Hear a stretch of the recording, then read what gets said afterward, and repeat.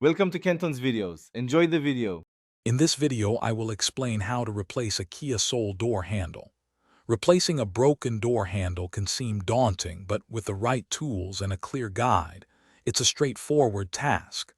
You'll need a few basic items, including a Phillips head screwdriver, a 10mm nut driver, and a plastic trim removal tool.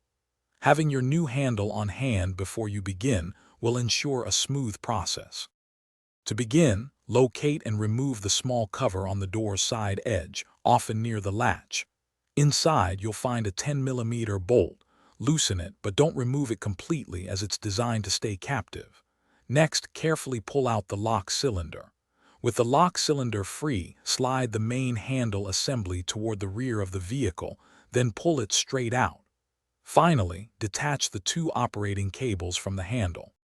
Now, let's install your new handle. First, carefully connect the two operating cables to their respective points on the new handle. Then, slide the new handle into the door opening, pushing it forward until it clicks securely into place. Next, reinsert the lock cylinder assembly, ensuring it aligns correctly. Finally, tighten the 10mm bolt you loosened earlier, making sure it's snug but not over-tightened. With the new handle installed, it's time to finish up. Replace the small cover over the bolt access hole on the door's edge. Before closing everything, thoroughly test the new door handle. Check that it opens and closes the door smoothly.